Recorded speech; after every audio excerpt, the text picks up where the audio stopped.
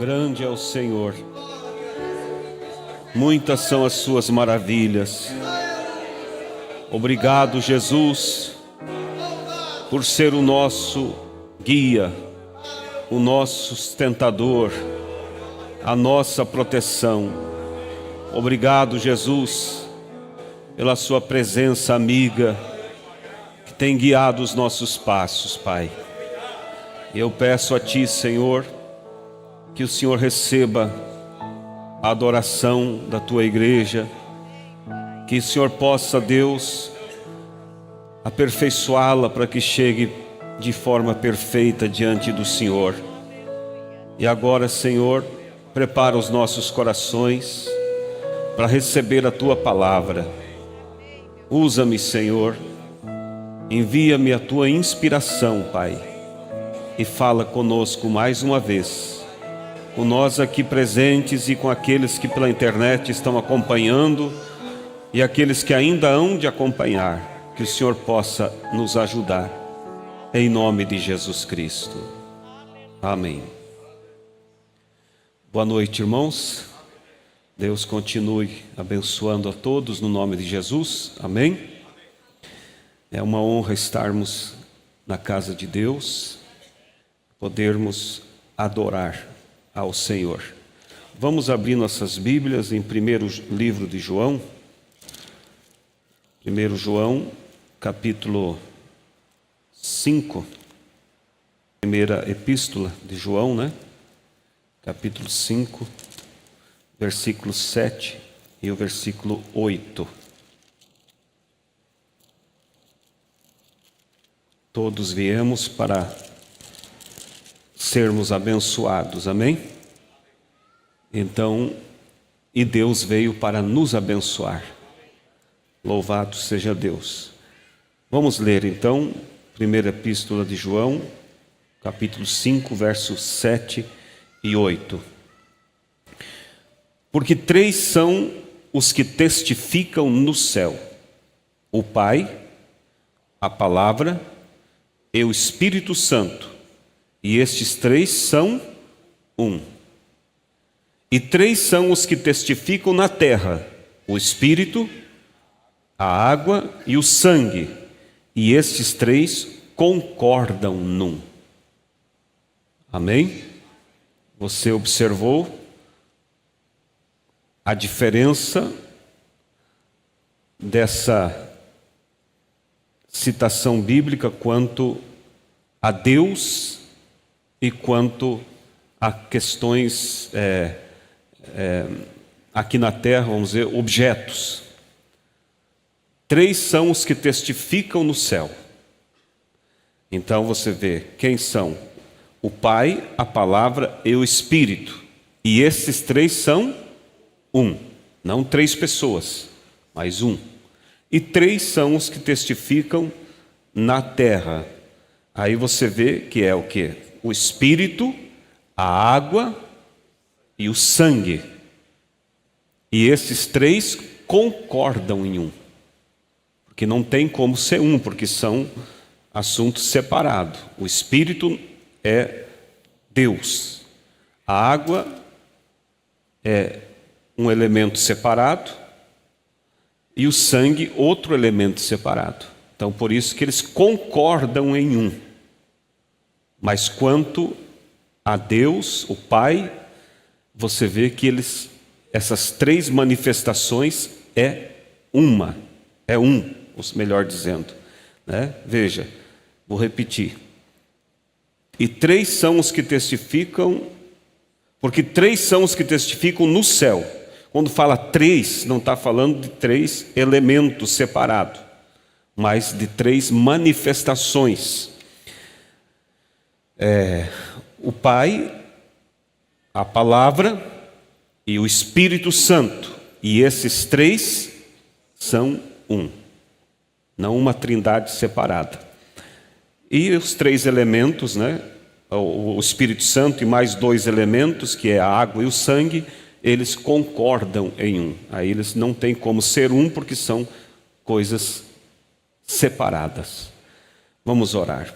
Pai Celestial, Deus Todo-Poderoso, nós queremos pedir ao Senhor que venha vivificar a palavra, Senhor, de maneira que ela possa ser, ó Deus, recebida em nossos corações, pela unção do Teu Espírito Santo, Pai.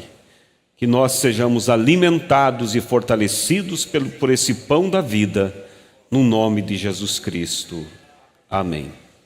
Pode se assentar, irmãos. O tema que eu desejo compartilhar com os irmãos, o título é: Quem é Deus? Quem é Deus? É uma pergunta que alguns acham simples de responder, e outros acham, vamos dizer assim, algo muito difícil de responder. Mas seja quem quer que esteja olhando para isso, pensando ser difícil ou algo simples, existe uma forma de você compreender e responder isso, que é através da palavra de Deus. Quando é através das Escrituras, você realmente vai ter um quadro bem esclarecido. Agora, quando é segundo a teologia dos homens, segundo a interpretação do homem, você vai criar uma coisa bem difícil, um espantalho, né? Porque vai tentar montar as coisas fora do lugar. É como um quebra-cabeça. Você vai pegando aquelas peças e ela tem o seu lugar certo para montar. Agora, se você forçar e colocar elas fora do lugar, uma imagem linda vai se tornar algo monstruoso. Vai estar tudo deslocado. E, infelizmente, é o que muitas pessoas têm feito hoje, é apresentar às pessoas algo sem forma, porque vão colocando suas ideias, suas interpretações e tentando revelar coisas que não compete a nós revelar. Porque a Bíblia, ela foi escrita, em grande parte dela, por símbolos. E esses símbolos, cumprisse a sua promessa, e enviar um profeta para revelar esses mistérios. Um pastor, um bispo, um padre, um papa, não tem o direito de revelar ou interpretar. Porque a Bíblia diz que Deus só revela o seu segredo a seu servo, os profetas. E aí aquilo que parece tão difícil, quando vem pela mão de um profeta inspirado por Deus, aquilo esclarece de uma maneira muito suave. Muito suave. Você simplesmente olha e clareou. Por quê? Porque Deus usou a ferramenta certa para fazer aquele trabalho. Amém? Então, quem é Deus? Quem é Deus? Para alguns, Deus é um pensamento. Você já viu pessoas falar que Deus é uma força? Eu sei que Ele é uma força, mas Ele não é somente algo abstrato, não. Ele é um ser. Um ser, Ele tem sentimentos, Ele tem a sua natureza. Não é algo abstrato. Não é o que eu penso. Porque você vai ver pessoas dizendo que Deus é aquilo que você pensa. Se você pensa de uma forma, esse é Deus para você. Se você pensa de outra forma, esse é Deus. Não, de forma alguma. Deus, Ele tem uma identidade. Ele tem uma identidade. Agora, você vai olhar no mundo teológico, eles vão dizer que Deus, para você, vão dizer assim, olha, Deus, Ele é 3 pessoas que se torna uma pessoa. Espera aí, 3 pessoas? 3 assentos? Não posso dizer que são 3 assentos que é um. Não. E dizer, é um mistério, são 3 Deus que formam um. Não. É três manifestações que formam, assim, um Deus. Aí sim, assim como eu sou pai porque tenho filhos, sou esposo porque tenho uma esposa, e sou filho porque eu tenho um pai. Mas eu não sou três pessoas, eu sou uma pessoa que tem mais do que uma manifestação. E assim é o nosso Deus. Ele se manifestou como Pai, gerando no ventre de Maria aquele corpo que Ele gerou para Ele mesmo habitar. E quando Ele gera, Ele é chamado de Pai. Quando aquele corpo é gerado, aquele corpo é chamado de Filho. Mas quem é que habitou naquele corpo? O próprio Pai que o gerou. Então, aquele corpo não é um segundo Deus, uma segunda divindade, mas ele é a casa, o tabernáculo, aonde o Pai habitou. Amém? E aí você vê, depois da sua crucificação, ele foi sepultado, ao terceiro dia ele ressuscitou dentre os mortos. Ficou entre os irmãos para dar testemunho da sua ressurreição e depois ascendeu aos céus. Mas antes dele subir, ele disse: ei, eu não vos deixarei órfãos, voltarei para vós. Estarei convosco e em vós todos os dias. E ele voltou de que forma? Ele voltou na forma do Espírito Santo.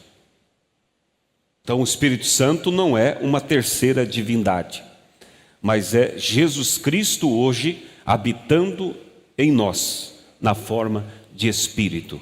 Por isso que a Bíblia diz, três são os que testificam no céu: o Pai, a Palavra e o Espírito. E esses três são um. Não concordam em um. Para concordar em um tem que ser três elementos separados. Esses três são um. Porque o Pai é uma manifestação desse Deus, a Palavra é a expressão desse Deus também, e o Espírito é outra manifestação do mesmo Deus. Mas tudo é um só Deus, que se manifestou em mais do que um ofício. Amém? Então, biblicamente, quem é Deus? Teologicamente, Deus é a primeira pessoa da Trindade, a segunda pessoa é o Deus Filho, e a terceira pessoa é o Deus Espírito Santo. Essa é a explicação teológica. Mas, biblicamente, Deus, Ele é o quê? Ele é um ser eterno, sempre existiu, existiu por si mesmo, nunca foi criado, o autoexistente. Ele criou o mundo e principalmente gerou uma família para si, que somos nós. Esse Deus. E para redimir esta família que caiu em razão do pecado, Ele manifestou-se de vários ofícios, em vários ofícios, mas sempre sendo o mesmo Deus. Sempre sendo o mesmo Deus. É como o caso que conta-se de um teatro, um teatro muito famoso, artistas realmente muito profissionais, e alguém foi para assistir aquele teatro. E havia muitos personagens ali sobre o palco, cada um desempenhando. De todos os personagens, aqueles três foram os melhores. E terminando então o teatro, todos os atores foram para trás das cortinas, e aquele homem se levantou e ele foi até o responsável e perguntou se ele podia parabenizar a equipe pelo teatro que fizeram. E ele então disse que sim, pois não. E ele entrou, logo ali atrás estavam os atores, e ele parabenizou eles pelo teatro.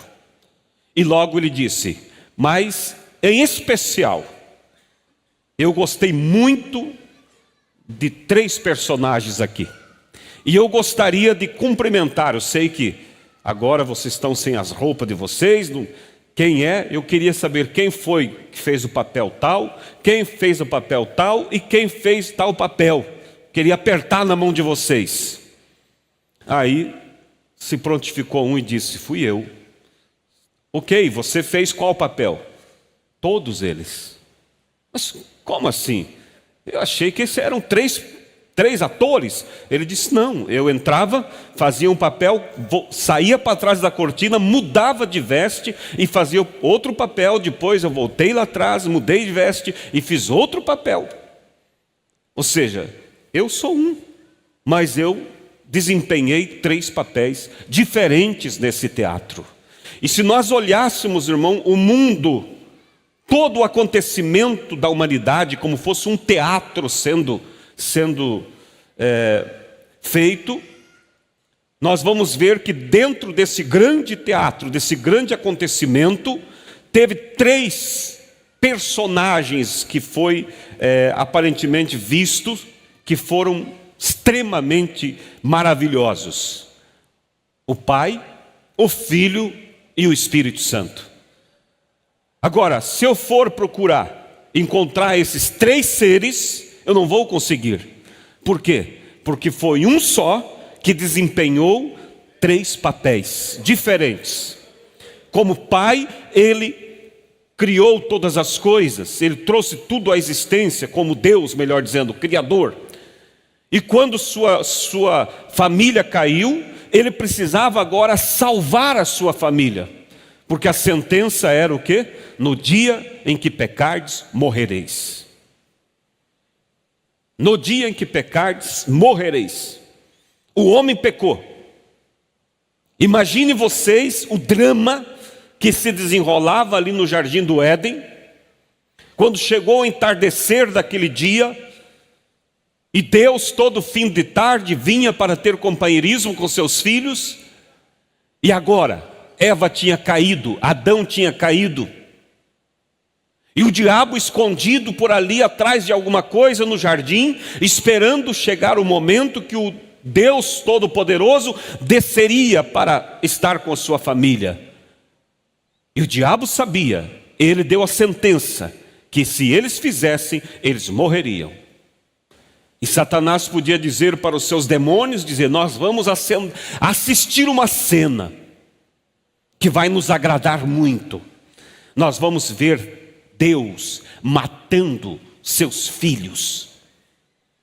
E ao fazer isso, Deus nunca poderá dizer que Ele é um Deus de amor, porque eu sempre mostrarei para Ele: você matou seus filhos.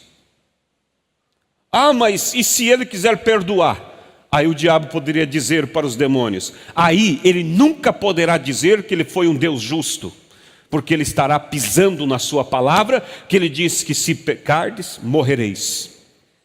Então, para qualquer lado que Deus for, Satanás pensava: eu o peguei. Porque o diabo olhava e pensava: não tem como ele não executar a pena. Porque a pena é morte, é derramar sangue. E quando Deus apareceu ali, encontrou Adão e Eva, conversou com eles, inquiriu da situação, ele olhou para Adão e disse: por que tu fizeste isto? Você vai alimentar-se do suor do teu rosto. Mulher, por que tu fizeste isto? Com dores terás filho, e o teu prazer será para o teu esposo. Serpente, por que tu fizeste isto? Maldita será, e sobre o teu ventre andarás. Mas aí saiu algo, ele disse: mas do ventre da mulher virá uma semente que esmagará a cabeça da serpente. Quando ele disse isso, irmão, Satanás, por certo, tomou um choque muito terrível. Ele nunca imaginava isso. Ele entendeu, sementes do ventre está se referindo a um filho. E o diabo ficou esperando: mas como vai ser isso? Ele não pode pagar o preço pelos seus filhos, porque ele é espírito, ele não pode morrer, ele não pode derramar sangue. Mas com o decorrer dos tempos, as coisas foram acontecendo, os símbolos foram sendo manifestados para que o povo fosse pegando o entendimento de como seriam as coisas, os animais, os sacrifícios representando Jesus que haveria de vir ao mundo, as promessas, as profecias de uma virgem que haveria de conceber e dar à luz um filho, e esse filho se chamaria Emanuel. E mais para frente, quando chega o momento do cumprimento desta profecia, o anjo aparece para Maria e diz que o Espírito Santo fará sombra sobre você, e o que você for gerado será do Espírito Santo. E ele cita que este filho seria Emanuel, que traduzido é Deus conosco. Ou seja, então Deus executou o primeiro papel como Deus Criador. Agora sua família caiu. Ele foi o quê? Se vestiu de outro personagem, com o título Filho. Gerou no ventre de Maria aquele corpo, e ele vestiu-se daquele corpo, mas era o mesmo Deus, operando para trazer redenção, através do seu sangue. E depois que ele concluiu esse papel, aí então ele volta para trás das cortinas, ele sobe à glória, e ele veste-se de outro personagem, chamado Espírito Santo, e vem para estar com a sua igreja. Mas não são três pessoas, é um só Deus, que opera em três ministérios diferentes. Por quê? Veja vocês as escrituras. Eu vou ler aqui algumas passagens bíblicas, quero que vocês acompanhem. Vou procurar ser bem breve, mas quero que vocês meditem nisso. Em Deuteronômio capítulo 6, você vai ver no verso 4, diz assim: ouve Israel, o Senhor nosso Deus é o único o quê? Senhor. Único é único. Se tem dois já não é único. E Jesus é Senhor? É. Senhor e Salvador Jesus Cristo. Ué, surgiu mais um Senhor então? Se a Bíblia diz que Deus, o Deus Criador de todas as coisas, o grande Jeová, é o único Senhor, Jesus agora então torna-se um segundo Senhor? Não, Ele é o mesmo Senhor, Criador dos céus e a terra, que se vestiu agora de pele humana e veio para estar entre nós. Amém? Deuteronômio, vocês vão ver que em Isaías capítulo 44, exatamente. Isaías capítulo 44, diz assim, 44, versículos 6 e 8. Assim diz o Senhor, Rei de Israel e seu Redentor, o Senhor dos exércitos: eu sou o primeiro e o último, e fora de mim não há Deus. Como assim? Não são três pessoas segundo a teologia? O Pai, ele deveria ser o primeiro. Então, Jesus, se fosse o segundo Deus, o segundo.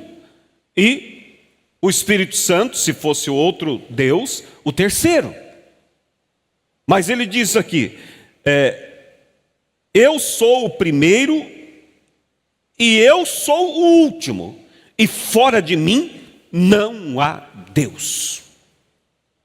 Aí quando você vai para Apocalipse, você só vai ouvindo, se você for procurar, você vai gastar tempo e vai perder a linha. Quando Jesus, lembra em Apocalipse, Jesus, o próprio Jesus, aparece para João na ilha de Patmos.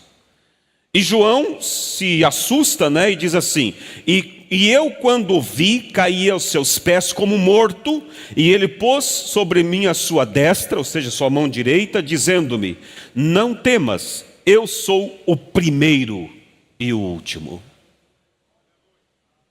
Ué, temos dois primeiros na Bíblia? Temos dois últimos na Bíblia? Não.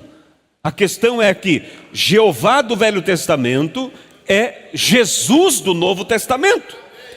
Jeová do Velho Testamento era o Deus Espírito, e no Novo Testamento era Deus em carne. Vocês estão compreendendo? Amém? Vamos aqui um pouquinho mais. Isaías 46, verso 8. 44, verso 8. Não vos assombreis, nem temais.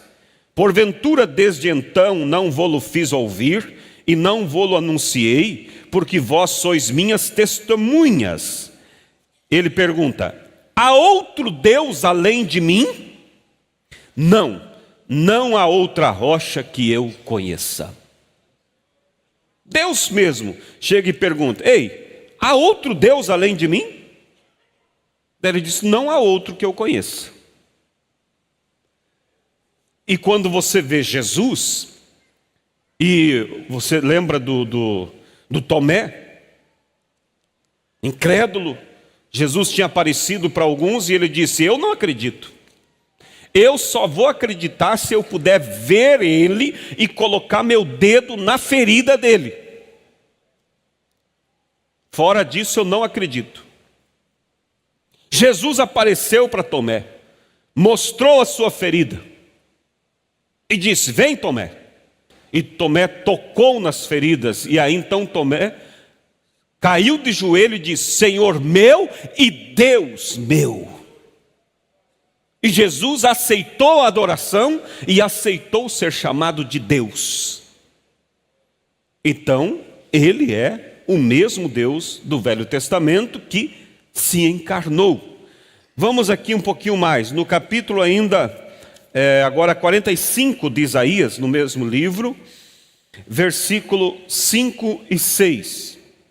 Eu sou o Senhor e não há outro, fora de mim não há Deus. Eu te cingirei, ainda que tu me não conheças, para que se saiba desde o nascente do sol e desde o poente que fora de mim não há outro. Eu sou o Senhor e não há outro. Ainda em Isaías, agora capítulo 45, verso 18, diz assim: porque assim diz o Senhor, que tem criado os céus, o Deus que formou a terra e a fez. Ele a estabeleceu, não a criou vazia, mas a formou para que fosse habitada. Eu sou o Senhor e não há outro. Amém? E poderíamos, irmãos, ficar aqui horas e horas citando as Escrituras, mostrando muitas e muitas Escrituras que mostram que há um só Deus, um só Senhor, um só Deus. Aí é onde muitos, irmãos, não compreendem e dizem assim: mas se Jesus, ele era o próprio Pai, ele era o próprio Deus, como é que ele orava ao Pai então? Entenda que Deus, para nos redimir, ele precisou gerar para si mesmo uma natureza humana. A natureza divina ele sempre teve, mas ele não podia ser tentado como divino. Porque o diabo não pode, a Bíblia diz que Deus não tenta ninguém e de ninguém ele é tentado. Mas Deus precisava ser tentado no meu lugar, no seu lugar, para vencer a tentação em nosso lugar. Então ele fez o quê? Criou para si mesmo uma natureza humana. Gerou um corpo humano e uma natureza humana para ele. E naquela natureza humana, ele foi tentado em nosso lugar. E quando ele orava ao Pai, era a natureza humana suplicando para a natureza divina, que habita nos céus, enche os céus e a terra, e que estava dentro dele mesmo. Em outras palavras, quando ele estava suplicando, era você, através da natureza humana, dele clamando por misericórdia. Alguém pode dizer, mas Jesus disse que o dia e a hora da sua vinda, ninguém sabe, nem os anjos e nem ele próprio sabe. E se ele é Deus, como é que ele não sabe? Irmãos, ele não sabia na forma humana. Porque quando ele estava vestido de carne, com a natureza humana, muitas das coisas lhe eram veladas humanamente. Mas quando ele ressuscitou, e ele foi tomado em glória, e na terra é me dado a mim, ali ele passou a saber tudo. Então temos que entender as fases do ministério de Cristo. Quando ele estava para cumprir o ministério em um corpo humano, muitas coisas lhe eram vedadas. Pode ver que ele diz que ele fazia aquilo que o Pai lhe mostrava, aquilo que lhe era necessário ser aberto, ele via. Mas depois da sua morte, ressurreição e glorificação, então tudo, ele diz, tudo me é dado. Em Jesus habitou corporalmente toda a plenitude de Deus. Toda, não quase toda, toda a plenitude de Deus habitou em Jesus Cristo. Aleluia! Louvado seja Deus! A Bíblia diz que ninguém verá a Deus a não ser através do seu Filho que o fez conhecido. Nós veremos a Deus na pessoa de Jesus Cristo. Na pessoa de Jesus Cristo, nós tocaremos Deus, porque Ele é o Verbo que se fez carne. Veja em São João capítulo 1, versículo 1, no princípio era o Verbo. Verbo é palavra. O Verbo estava com Deus e o Verbo era Deus. E no verso 14 diz o quê? E o Verbo se fez carne e habitou entre nós. Precisa algo mais claro do que isso? O Verbo se fez carne. Não é o Verbo fez uma carne e gerou um segundo Deus. Não, ele se fez carne. Ele mudou de máscara. Ele estava usando aquela máscara, vamos dizer, para desempenhar o papel do grande Criador. O Verbo autoexistente, que tudo fez através da palavra. Mas agora ele se faz carne, ele muda de máscara. E ele se apresenta agora como filho, sendo o próprio Deus.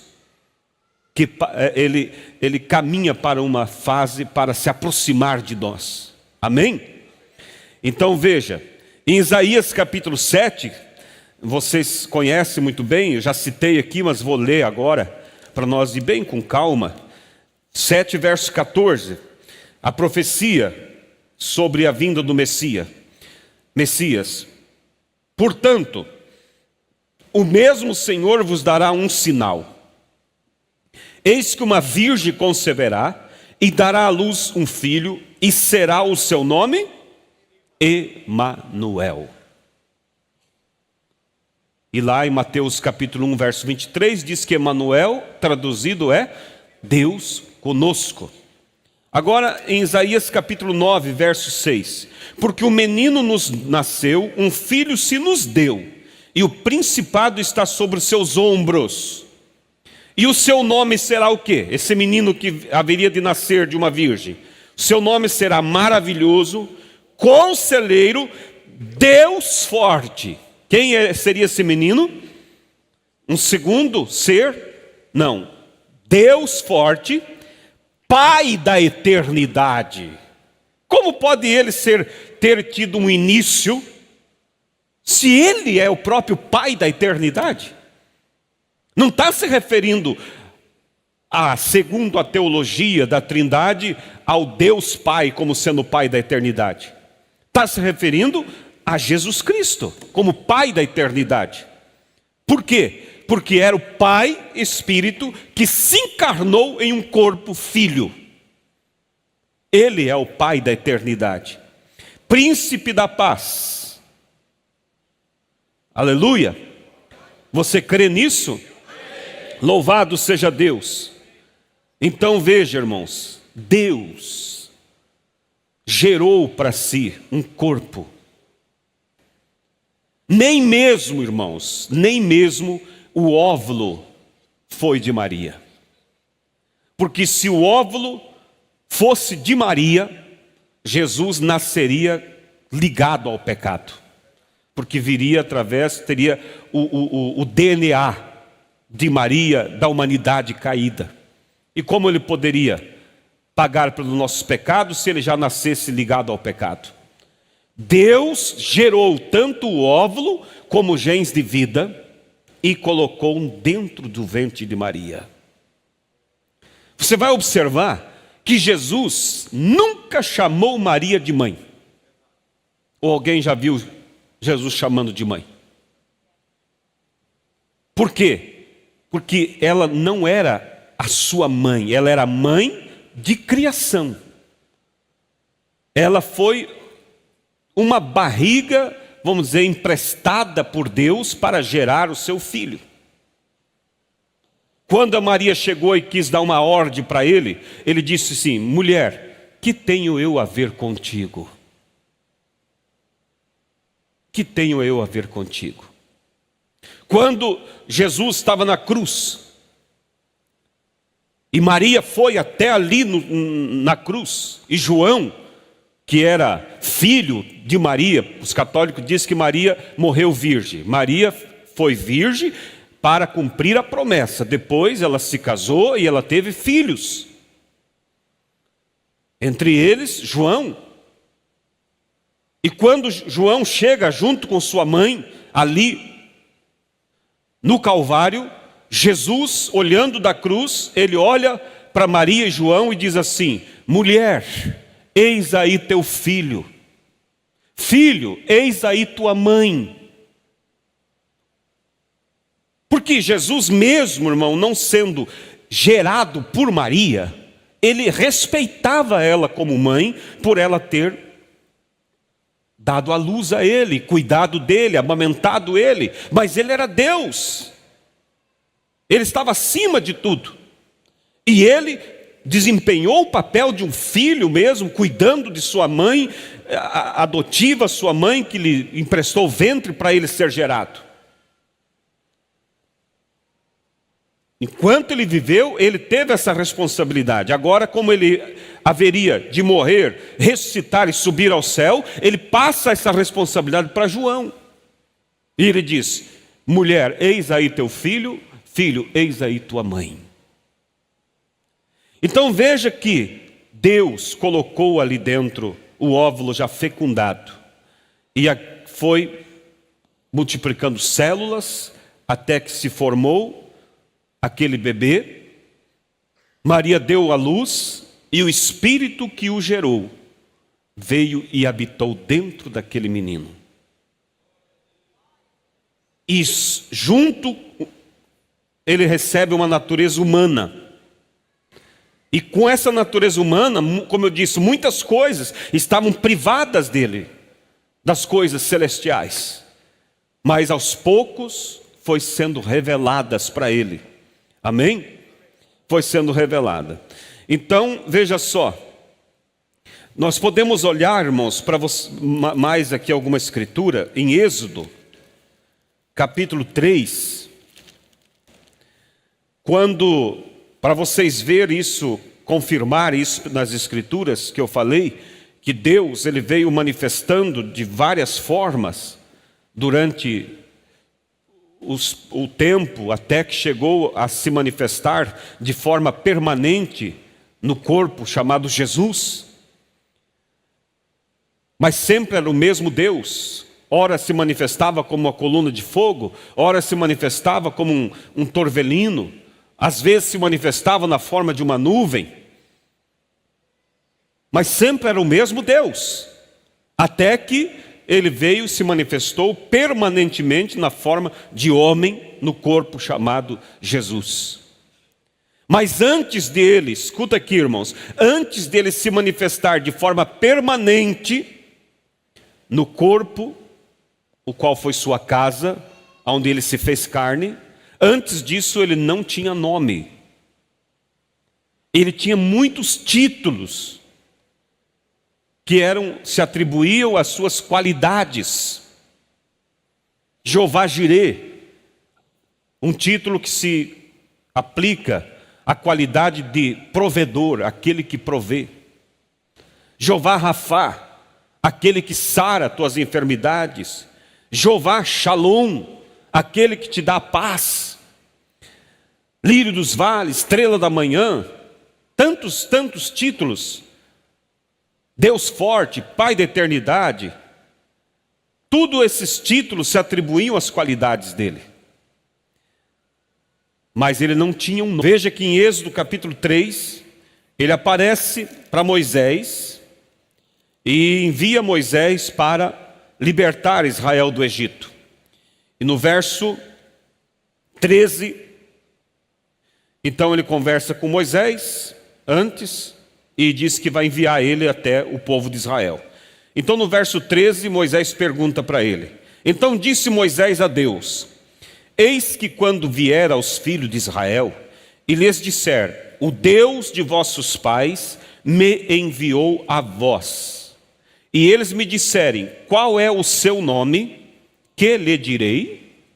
É óbvio, né? Se eu chego para alguém e digo, ó fulano, eu estou te enviando para você em tal lugar e fazer algo por mim lá. A pessoa vai querer saber o meu nome. Tá, mas qual é o teu nome? Eu vou chegar lá e vou pedir para fazer tal coisa, vão querer saber quem que me mandou. Moisés pensou, é claro, a hora que eu chegar e disser, o Deus de vossos pais me enviou, a primeira pergunta é, qual é o nome desse Deus? E ele diz, qual é o teu nome? E Deus responde, e disse Deus a Moisés, eu sou o que sou. Disse mais, assim dirás aos filhos de Israel, eu sou, me enviou a vós. O que vocês observaram aqui? Ele não citou o seu nome.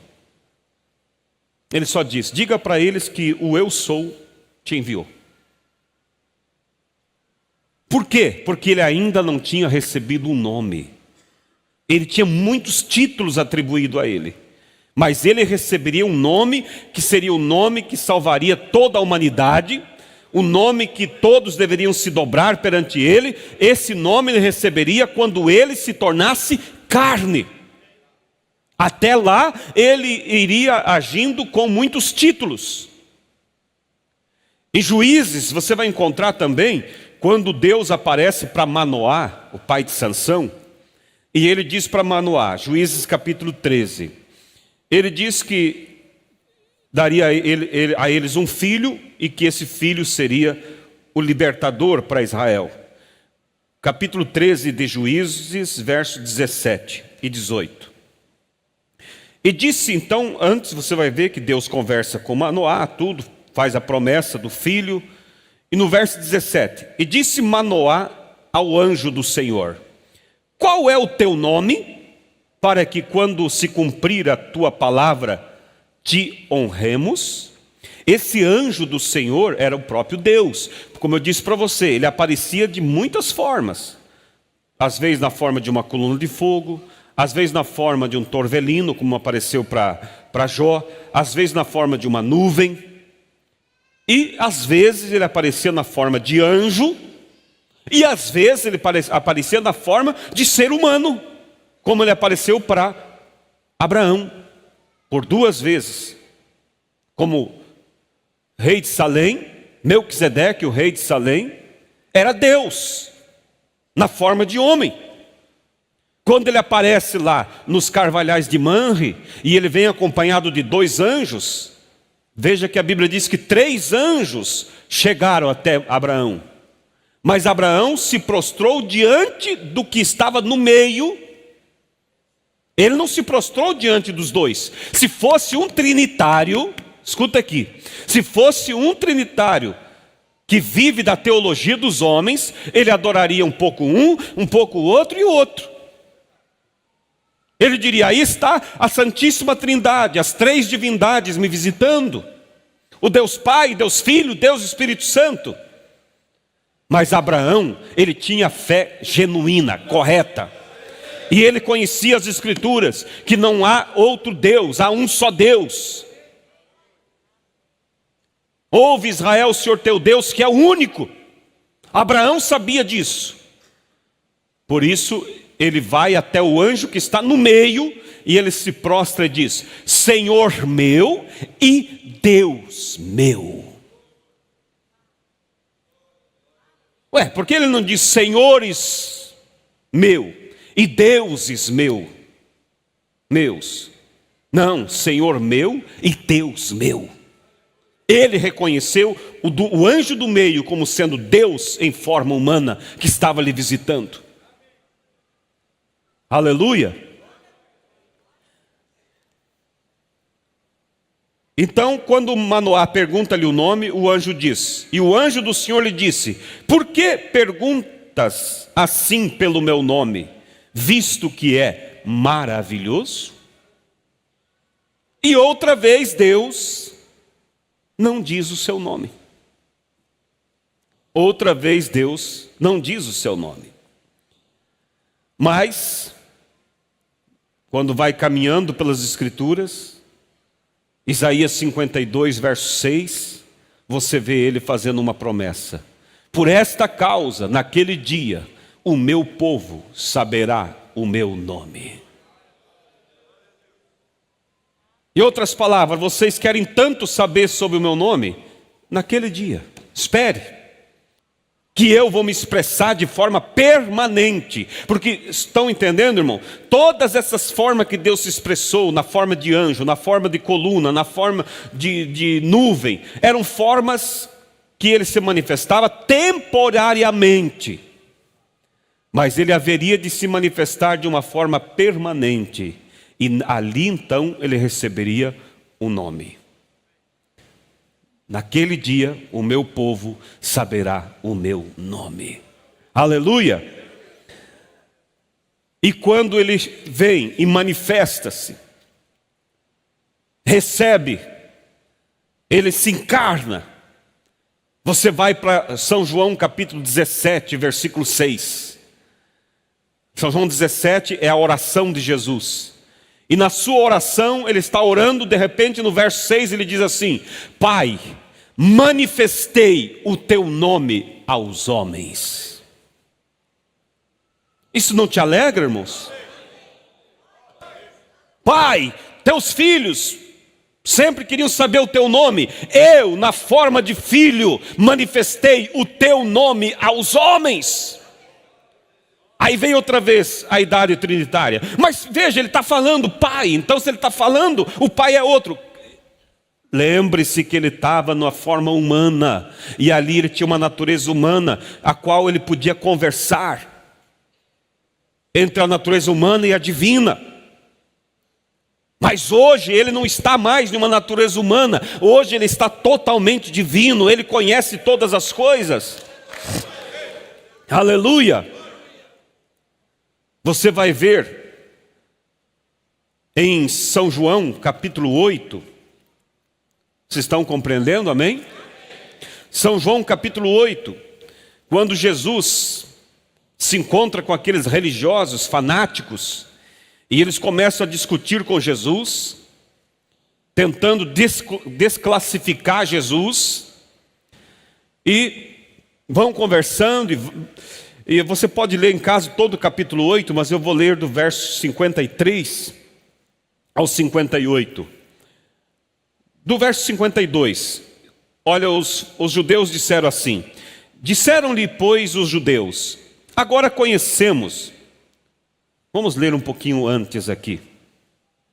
Verso 48.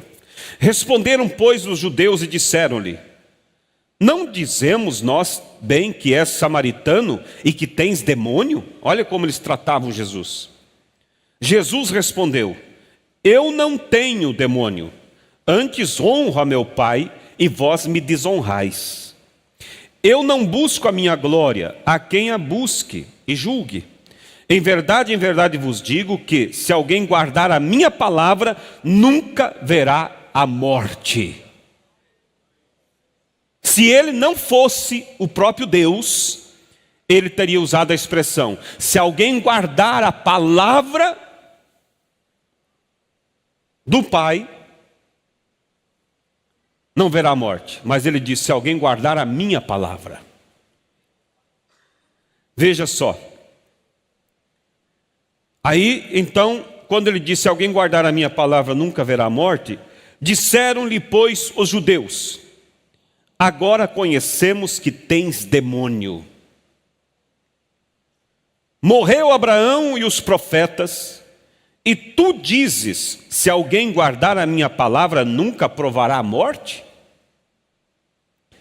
És tu maior do que Abraão, o nosso pai, que morreu? E também os profetas morreram? Quem te fazes ser tu? Captaram aqui? Os judeus entenderam que a forma como que ele estava falando, ele estava fazendo entender que ele era Deus. Eles disseram: os profetas guardaram a palavra de Deus e morreram. Agora tu vem e diz: quem guardar a minha palavra não morrerá. Quem te fazes tu ser? Jesus respondeu: se eu me glorifico a mim mesmo, a minha glória não é nada. Quem me glorifica é meu Pai, o qual dizeis que é vosso Deus. E vós não o conheceis, mas eu conheço-o, e se disser que não o conheço, serei mentiroso como vós. Mas conheço e guardo a sua palavra. Abraão, vosso pai, exultou por ver o meu dia, e viu-o e alegrou-se. Vocês estão entendendo, irmão? Não sei se estão vendo a profundidade. O dia e viu. Quem que Abraão viu? Abraão viu o Melquisedeque. Abraão viu aquele anjo que foi junto com os dois e o visitou. E quem era aquele anjo? Era o próprio Jesus. Por isso ele disse: Abraão desejou ver e viu e se alegrou. Aí quando ele disse isso, aí o povo disse depois os judeus: ainda não tem 50 anos e viste Abraão? Vocês estão me entendendo? Os judeus entenderam que ele estava dizendo, que ele viu Abraão e Abraão viu ele. Exatamente aconteceu, porque ele esteve visitando Abraão. Aí Jesus disse assim, eles disseram: tu não tens nem 50 anos e viste Abraão? Qual foi a resposta de Jesus? E disse-lhes Jesus: em verdade vos digo, que antes que Abraão existisse, eu sou. Aleluia! Você percebeu algo aqui, familiar aqui, nessa expressão? Antes que Abraão existisse, eu sou. A mesma expressão que ele, quando estava na forma de espírito, falou para Moisés: diga para eles, eu sou, me enviou a vós. Glória a Deus, amém? Então veja, irmãos, aqui em Colossenses capítulo 2, verso 9, já estou indo para o final. Você vai ver, porque a palavra de Deus, irmãos, ela se explica a si mesma, desde que você vá caminhando com ela. O grande problema é que muitas pessoas lêem um versículo isolado e ali eles acham que com aquilo ali eles querem explicar toda a Bíblia. Aí confunde tudo. Ah, mas quando João estava batizando lá no Jordão e Jesus apareceu para ser batizado, João olhou e viu Jesus na água, viu a pomba sobre Jesus e a voz do céu dizendo: este é meu filho a quem tenho prazer. Aí eles dizem: está vendo ali as 3 pessoas. Lembre-se que a Bíblia diz que ele viu uma pomba. A pomba não era o Espírito Santo. A pomba representava o Espírito Santo. E a voz dizendo: este é meu filho amado, em quem me comprazo. a voz do grande Deus, o Pai, que gerou aquele filho. E ali ele estava se manifestando como filho nas águas para ser batizado. Mas Deus, quando se manifestou em Jesus, ele não deixou de estar nos céus, no seu trono, em todo o universo. Deus não é como nós, que para mudar de lugar ele tem que sair de onde está. Ele, a Bíblia diz em Jeremias 23, verso 24, poderia alguém esconder-se de Deus, sendo que ele enche os céus e a terra? Amém? Então ali houve uma manifestação das três, uma demonstração melhor das três manifestações de Deus. Louvado seja Deus. Então é importante que a gente pegue, irmãos, a palavra de Deus e vai lendo ela, vai unindo as Escrituras. Colossenses capítulo 2, verso 9.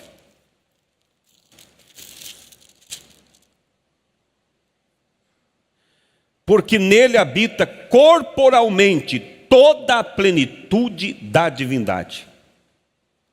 Toda a plenitude, tudo, habitou em Jesus. Então, irmão, se conclui que Deus não podia ser tentado na forma espiritual a qual ele vivia. Por essa razão, ele gerou um corpo no ventre de Maria, aonde ele habitou ali. E nesse corpo ele foi tentado. Através dessa natureza ele foi tentado e morreu por nós. Porque como espírito ele não podia derramar sangue por nós. Mas quando você vai a Atos 20, verso 28, a Bíblia diz assim: olhai por vós e pelo rebanho, que Deus vos constituiu bispos para apacentardes a igreja, que ele resgatou com o seu próprio sangue. E São João 4,24 diz o quê? O que diz? Alguém lembra? Deus é espírito, e importa que os que adoram, adorem em espírito e em verdade. Deus é espírito. Mas Atos 20 diz que fomos resgatados pelo sangue de Deus. Espírito tem sangue? É que esse Deus Espírito se encarnou em um corpo chamado Jesus. Amém? Ainda em Mateus capítulo 28, já estou indo para o final. Mateus capítulo 28. A Bíblia diz: onde 2 ou 3 estiver reunido em meu nome, eu estarei ali com eles. Nós estamos nessa noite reunido em nome de Jesus. Você crê que Jesus está aqui entre nós? Mas você está vendo Jesus? Não. Mas ele está aqui na forma de Espírito. Amém? E então, Mateus 20, ele diz: estarei convosco em vós todos os dias. E em João 14, verso 18, o que ele diz? Não vos deixarei órfãos, voltarei para vós. Ele voltou na forma de Espírito. Você vai encontrar em São João capítulo 14, que havia um discípulo de Jesus, chamado Felipe. Ele pensava como os dualistas, os trinitários pensam, que Jesus era uma divindade à parte do Pai. Você vai encontrar isso. Felipe pensava assim. E ele disse: Senhor, mostra-nos o Pai, o que nos basta. Ou seja, se o Senhor nos mostrar o Pai, esse Pai que o Senhor tanto fala nele, se o Senhor mostrar ele para nós, nós estamos satisfeitos. Jesus respondeu como? Felipe, eu estou há tanto tempo com vós e não me conheceis? Quem vê a mim vê o Pai. Como dizes tu, mostra-nos o Pai? Não crês tu que eu estou no Pai e o Pai está em mim? creia ao menos por causa das mesmas obras. Precisa algo mais claro do que isso? Ele mesmo dizendo: Filipe, você está pedindo para ver o Pai? Você está pensando que o Pai é uma outra divindade? Não crês tu que eu estou no Pai, o Pai está em mim? Não me conhece, Filipe? Eu estou no Pai, o Pai está em mim. Creia pelo menos por causa das mesmas obras. Então, irmãos, Deus, o grande plano da redenção, irmãos, foi manifestado através desse Deus todo-poderoso, que mudou de roupa, mudou de máscara durante as eras, durante o passar do tempo, e foi trabalhando por nós. Só Ele poderia fazer isso. Nenhum outro poderia fazer. Se Ele não tivesse a capacidade de gerar um corpo para si mesmo, Ele não poderia redimir a nós. Porque como Deus divino, Ele não poderia ser morto. Como Deus divino, Ele não poderia ser tentado. Como Deus divino, Ele não poderia derramar sangue. Mas Ele é o Todo-Poderoso. Ele gerou uma casa, uma habitação. Aleluia. E Ele veio, sofreu toda acusação, toda a zombaria, toda a crítica. É como aquela história do rei piedoso. Havia um rei muito bonzinho, e ele, pensando no seu reino, no seu palácio, como eu poderia ajudar melhor o meu povo? Então ele teve uma ideia: eu nunca fui pobre, eu nunca necessitei de nada, eu já nasci com sangue real. E ele entendeu, para mim saber o que o meu povo pensa, o que o meu povo precisa, eu teria que viver com eles. Mas como que eu poderia andar com eles como rei? Eu preciso andar daí com seguranças, porque pode haver alguém querendo me matar, pode haver alguém querendo me raptar. Como vou fazer? Então ele teve uma ideia. Em um determinado dia, quando seus ministros chegaram ali no governo, ele olhou para aqueles ministros e disse assim: a partir de amanhã, por um longo período, vocês não me verão no meu trono. Então aqueles ministros perguntaram: majestade, tu irás para uma terra muito distante, que nós não vamos te ver por um bom tempo? Ele disse: não, eu estarei entre o meu povo. Eu vou cortar lenha com o lenhador. Eu vou fazer tijolos com o oleiro. Eu vou lavrar com o lavrador. Porque eu quero sentir na pele o que eles passam, para mim compreender como melhor posso ajudá-los. Então aqueles ministros ficaram todos ali na expectativa: como é que vai ser isso? Como que ele vai estar entre o povo dele? A majestade não pode estar assim, é perigoso. Mas no outro dia, quando eles vieram ali para se despedir, ele tirou a sua veste real, colocou sobre o seu trono, vestiu-se de uma roupa simples de um camponês ou qualquer homem, e se perdeu entre a multidão. E ali ele pôde, irmãos, sentir as dores do trabalhador, sentir o choro de uma mãe quando seu filho está em necessidade e precisa de ajuda. Ele pôde conviver com seu povo. Depois, quando ele volta ao seu trono, e alguém chegava ali, majestade, e vinha lhe buscar um favor, ele sabia compreender. Quando havia o choro de uma mãe buscando justiça, ele sabia entender. Mudou totalmente para ele, porque antes ele olhava, era tudo estranho. Ele sempre comeu em bandejas de prata, de ouro, Ele sempre nasceu em um berço de ouro. Ele não sabia o que era sofrer, ele não sabia o que era faltar dinheiro, ele não sabia o que fez Deus. Ele deixou, irmãos, ele deixou o esplendor da sua glória. Ele despiu-se do seu manto real. Seus anjos ficaram olhando: o que vais fazer, Senhor?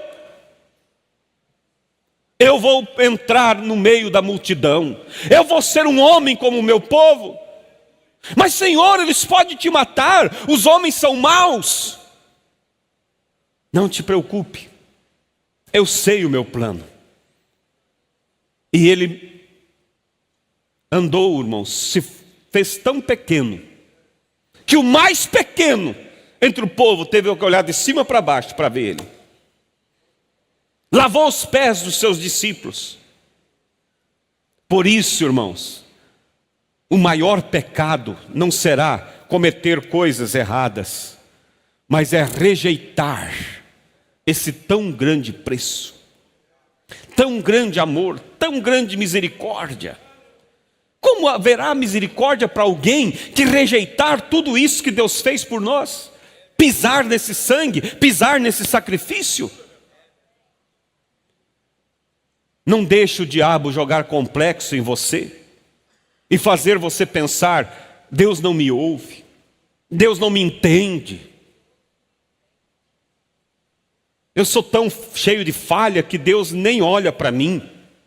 Irmãos, porque eu sofro tentações e Deus acho que nem quer saber de mim. Ele te entende, ele foi tentado também. Quando você é desprezado e sofre, tem prejuízos, ele te entende, ele foi desprezado. Quando você é zombado, quando você é criticado, quando está faltando as coisas para você, ele sabe, faltou para ele dinheiro também. Quando o cliente chega e briga com você, e você fez tudo para agradar, e ainda vem aquela pessoa com desrespeito. Quantas vezes? Ele sabe, ele foi carpinteiro, ele preparou aquela mesa da melhor forma que podia e recebeu críticas. Não pagaram o serviço para ele. Ele sabe te entender. Você não está diante de um Deus estranho. Você está diante de um Deus que conhece todas as coisas. Mas para que isso acontecesse, ele teve que se vestir de várias roupas diferentes para poder andar em todos os ambientes que nós andamos. Tudo sendo o mesmo Deus, o mesmo Senhor. Amém?